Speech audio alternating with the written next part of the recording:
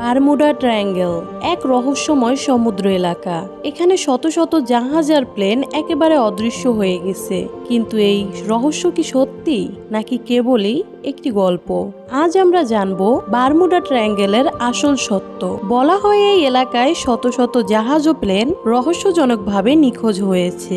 এর মধ্যে সবচেয়ে বিখ্যাত ঘটনা 1945 সালের 5ই ডিসেম্বর ঘটে, যখন মার্কিন নৌবাহিনীর 19তম ফ্লাইং স্কোয়াড্রন একেবারে উধাও হয়ে যায়। সেদিন 5টি অ্যাডভেঞ্চার বোমারু বিমান বাহামার দিকে উড়ে যাচ্ছিল। বিমানগুলোর নেতৃত্বে ছিলেন ক্যাপ্টেন চার্লস টেলর। উড্ডয়নের প্রায় 2 ঘন্টা পরই বিমানগুলো রাডার থেকে অদৃশ্য হয়ে যায়। মার্কিন নৌবাহিনী সাথে সাথে অনুসন্ধান চালায়, কিন্তু কোনো ধ্বংসাবশ বা সংকেতের সন্ধান মেলেনি। সবচেয়ে অবাক করা বিষয় হলো অনুসন্ধানকারী দলও একেবারে নিখোঁজ হয়ে যায়।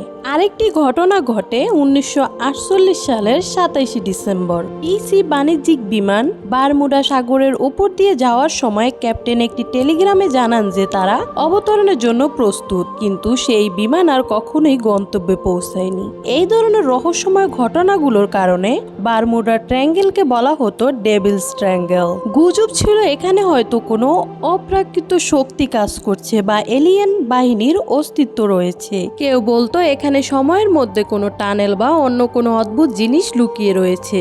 তবে বাস্তবতা হলো বিজ্ঞানীরা পরে জানতে পারেন যে বারমুডা ট্রায়াঙ্গেলের ঘটনাগুলো মূলত এক চরম আবহাওয়ার ফল। এই এলাকায় সমুদ্রের স্রোত খুব জটিল। প্রায় 10 মিটার উচ্চতার জলের দেয়াল তৈরি হয়। হারিকেন ও শক্তিশালী ঝড় এখানে খুব সাধারণ ব্যাপার। এছাড়াও সিসপাউট বা সমুদ্রের গভীরে তৈরি হওয়া স্রোতের টান অনেক জাহাজ আর প্লেনকে তলিয়ে দেয়।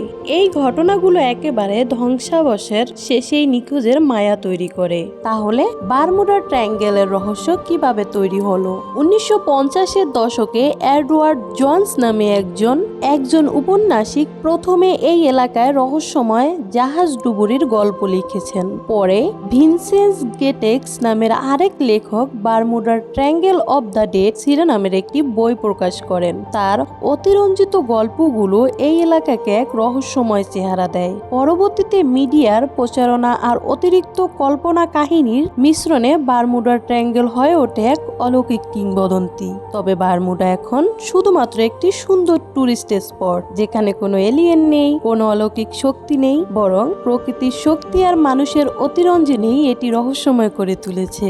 তো বন্ধুরা, তাহলে আমরা ছোটবেলায় যে গল্প শুনতাম তা কি শুধুই ছিল প্রতারণা? বারমুডা ট্রায়াঙ্গেলের সত্যিটা জানিয়ে কমেন্টে তোমার মতামত জানাও।